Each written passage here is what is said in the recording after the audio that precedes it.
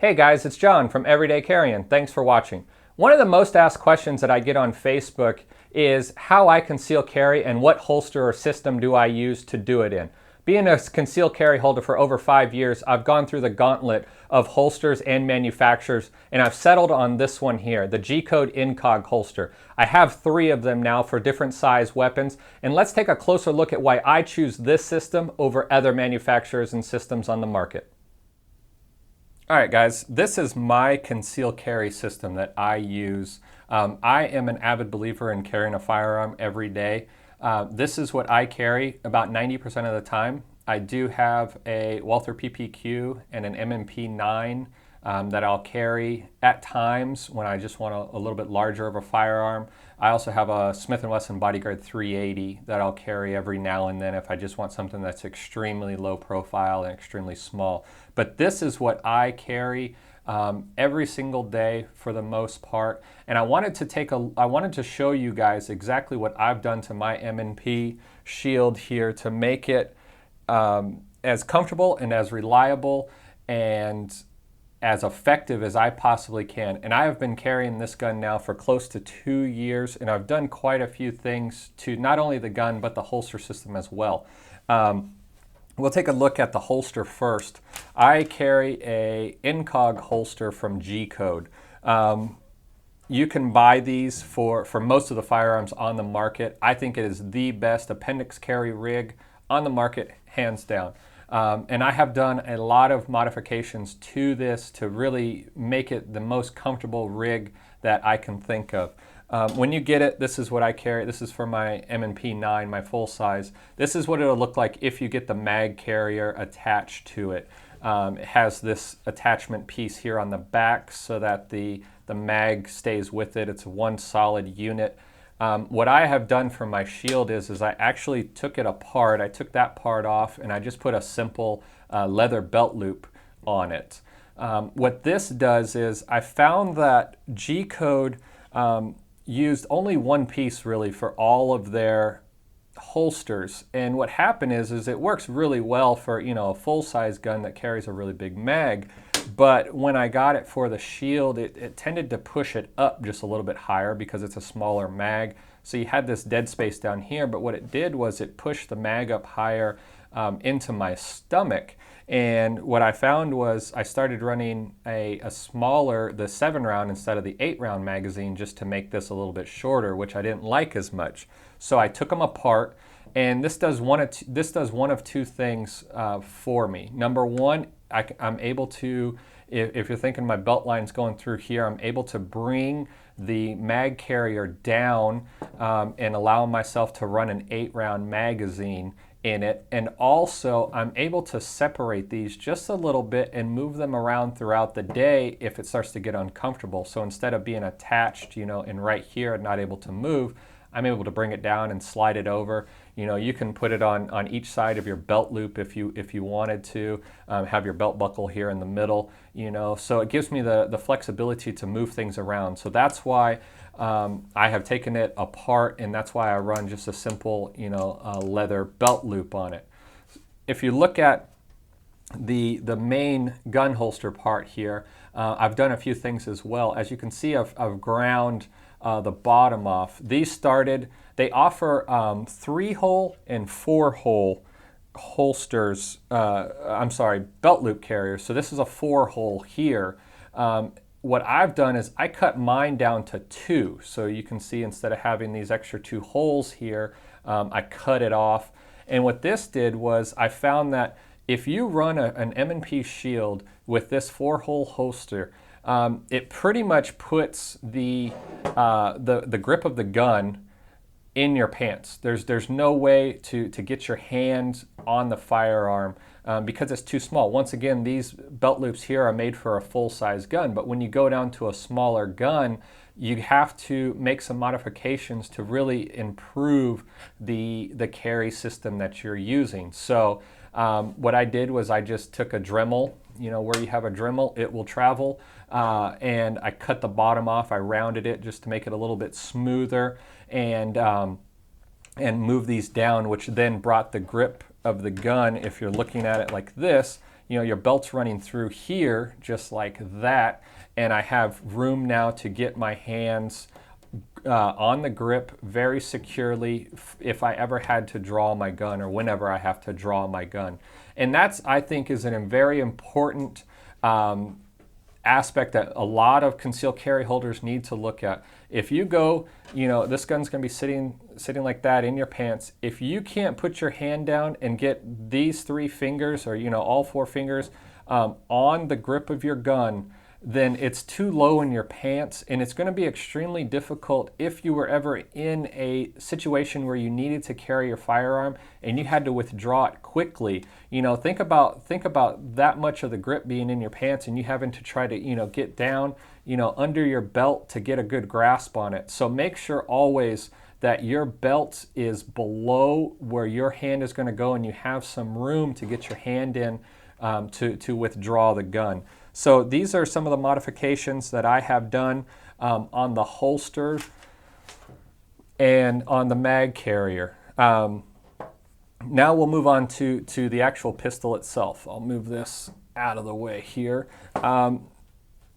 M&P Shield, as you can see, I have done quite a few things. First thing is I put Trijicon HD night sights on it. I think these are the best combat sights on the market, hands down.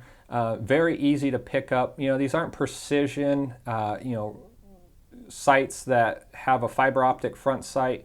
These will work fantastic at night. They do have tritium inserts in the front and 2 in the rear, as you can see there. Very easy to pick up, very quick to acquire as well, with that bright big front orange sight. And I do prefer orange over the yellow, but they offer them in orange and yellow. So kind of moving down the gun, I have changed some of the internals of this gun.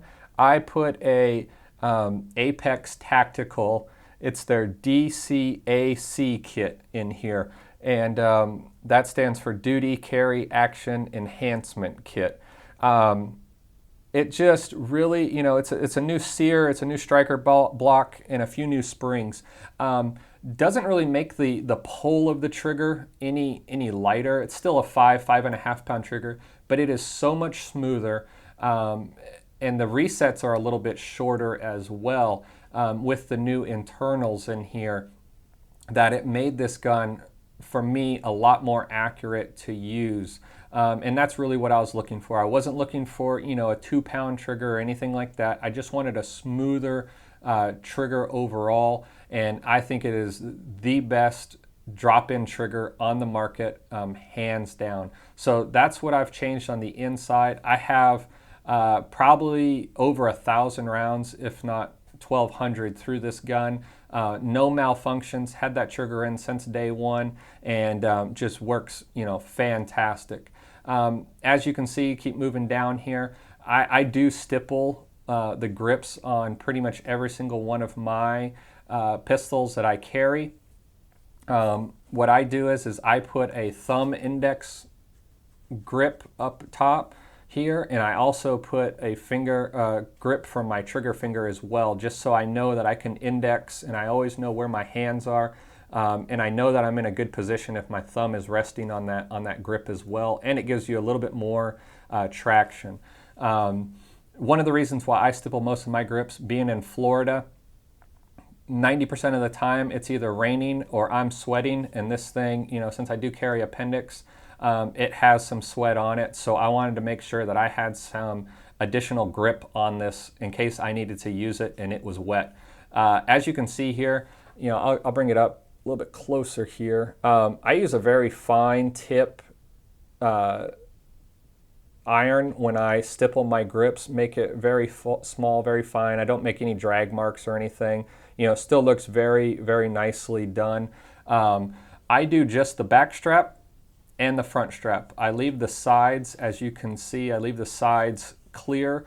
It just makes it a little bit more comfortable when you are carrying this appendix, if it is riding against your skin, just not as aggressive against it as well. And I do not stipple the mag release as well, because I do not ever want that to catch, and drag on my shirt and disconnect the magazine, if that could happen. So those are the That's the stippling job I do to it. Now on the underside here, I do take a very fine wheel on my Dremel, a nice drum I mean, and I don't hollow it out. You know, I don't do a big undercut or anything, but I do make it extremely smooth under there. As you can see, there's no stippling or anything, and all that is for is when I'm going down to reach my gun, I want that finger of mine to be able to just slide through there very easily. And if you were to stipple this area of the gun, I promise you after a while of shooting at the range, your finger would just be raw. And I'd never want it to catch, you know, where my finger wouldn't slide all the way through when I was pulling this out of the holster. So I make that real smooth so it's real easy to grasp and I can get a real nice purchase on the firearm. Moving down to the mag, how I carry this is I carry it with a flush 7-round. This is a 9mm, so it's a 7-round magazine in the gun. When the firearm is in the holster, you know, making the horizontal print as small as possible. That's most of the time where people start to have printing is the horizontal print, you know, sticking outside of their shirt. So I run the flush mag when I carry, and then this is an 8-round magazine, but I have taken the bottom, like little rubber boot off of it. And I do that for 2 reasons. Number one, that boot sometimes will tend to ride up. And when you go to insert it into the gun, it rides up and you think it's loaded into or seated all the way into the gun, and it's actually not because it's catching up on that rubber boot. Second of all, because this is a smaller firearm, my hand does hang below it some, and what this does is I'm able to seat the mag all the way without pinching my hand. If I was to carry a 7-round magazine, you know, there's a chance that, you know, right there, see, I could catch my pinky, kind of my finger fat in there, and it not seat the magazine all the way. You know, and you go to fire the gun and the magazine falls back out again. So I carry an 8-round magazine. That limits that possibility. You can jam it in real hard, and you know that you always have that magazine completely seated. So guys, this is how I carry my Smith & Wesson Shield. These are the improvements that I've made to it to make it a more reliable, more accurate, and a comfortable gun to shoot. If you guys have any other questions, feel free to leave them below, and I'll see you next time. Well guys, there you have a look at my M&P Shield and the holster that I use to carry it in. Remember, when you're talking about a concealed carry weapon, number one, we always want it to be comfortable. Number two, we always want it to be reliable. If it's not going to meet both of those criteria, you're going to find it on your nightstand while you're out and about, and that's never what we want to have. If you have any other questions on concealed carry, feel free to leave them below. If you like this video, go ahead and hit the like button. And as always, if you need even more EDC information on a daily basis, check us out on Facebook at Everyday Carrying. Until next time, be safe.